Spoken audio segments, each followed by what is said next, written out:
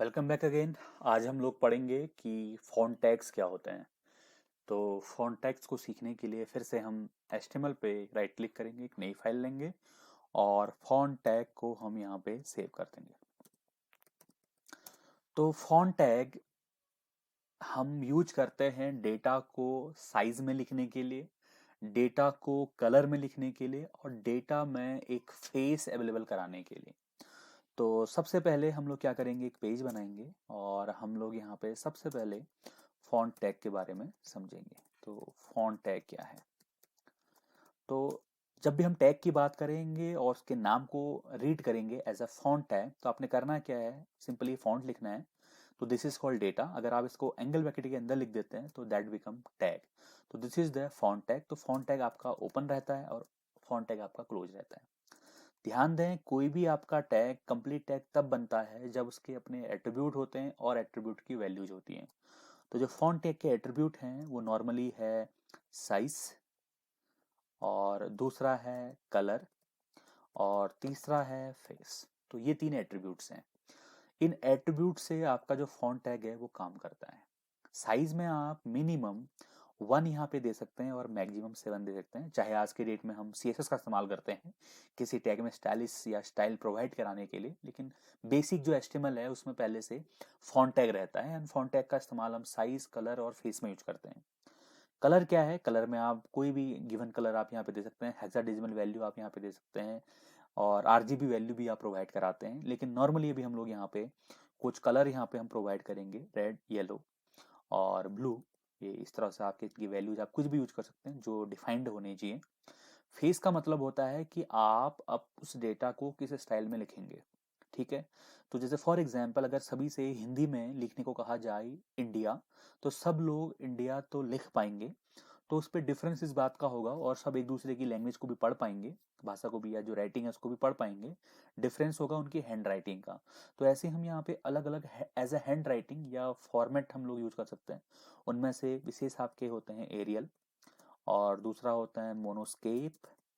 ठीक है, ऐसे हम कुछ भी यूज कर सकते हैं। और पॉपुलर आपका एक यहाँ पे है जोकर में। तो हम इन एट्रीब्यूट्स का यहाँ पे इस्तेमाल करके जो है अपने पेज को अट्रैक्टिव बना सकते हैं। इसको मैं सेव करता हूँ।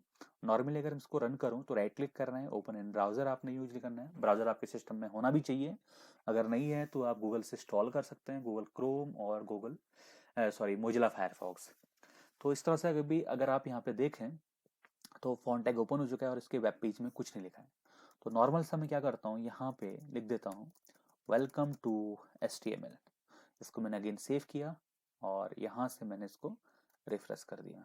तो अगर आप देखें तो यहाँ पे वेलकम टू HTML लिखा हुआ आ रहा है। ठीक है, लेकिन मैं चाहता हूँ कि इसका कुछ साइज हो, इसको कुछ कलर में लिखो और कुछ इसको मैं फेस अवेलेबल कराऊँ।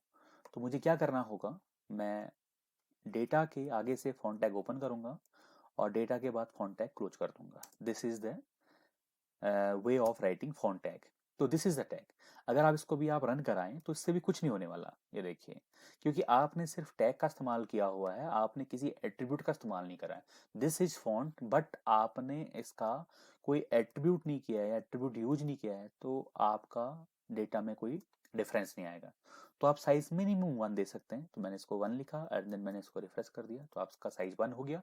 और आप यहाँ पे शायद अगर लिखते हैं मैक्सिमम, तो आपका जो फॉन्ट का साइज होता है इस तरह से बड़ा हो जाता है। This is the maximum size. इसके बाद आप 8 कर दीजिए तो साइज नहीं बढ़ेगा। इसके बाद आप 80 कर दीजिए तो भी साइज नहीं बढ़ेगा। तो मैक्सिमम जो फॉन्ट साइज का जो साइज होता है, फॉन्ट टैग का जो साइज होता है, दैट इज 7। तो मैक्सिमम हम 7 दे सकते हैं।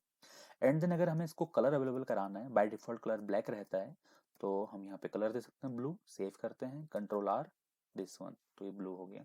तो ऑल्ट और टैब के साथ आप, जैसे अभी आपका ये वेब पेज ओपन हुआ है, तो आप यहाँ से दूसरे विंडो में स्विच कर सकते हो ऑल्ट और टैब के साथ। तो this is blue. And then आप यहाँ पे लिख सकते हैं फेस। फेस पर आप वैल्यू लिख सकते हैं एरियल। तो इसको आप सेव करें और अगर आप देखें, अभी आप देखें बिल्कुल ये एल आपका इस सेव का आया हुआ है। यहाँ पे एल का जो 1 आपका 1 टाइप का दिख रहा है। टी अगर आप देखें तो कुछ आपका इस तरह से बना हुआ है। अब मैं इसको रिफ्रेश करने वाला हूँ तो ये चेंज हो जाएगा, Ctrl+R, दिस वन। अब आप देखें तो यहाँ पे बिल्कुल चेंज है। और अगर आप नॉर्मली फिर भी अगर समझ नहीं पा रहे हैं तो इसको मैं कॉपी कर देता हूँ एंड देन एक बार और मैं यहाँ पे पेस्ट कर देता हूँ। और यहाँ पे मैं बिना फेस के यूज कर रहा हूँ, दैट इज नॉट एरियल। और यहाँ पे मैं एक ब्रेक टैग लगा लेता एम्प्टी टैग लगा लेता हूँ एचआर। तो अगर आप देखेंगे कुछ इस तरह से रहेगा। तो अगर आप इस एचटीएमएल के फॉर्मेट को देखें और इस एचटीएमएल के फॉर्मेट को देखें, बोथ आर डिफरेंट। तो इस तरह से हम एक बेहतर फॉर्मेट यहाँ पे यूज कर सकते हैं फेस के तौर पे। तो इस तरह से हमारा जो है फॉन्ट टैग इस्तेमाल होता है। तो आप इसको कहीं पर भी, अगर आपको किसी टेक्स्ट को साइज देना है, किसी टेक्स्ट पे कलर अप्लाई करना है, किसी टेक्स्ट पे कुछ फेस अवेलेबल कराना है, उसके लिए आप फॉन्ट टैग का इस्तेमाल कर सकते हैं एचटीएमएल में। Thanks for watching.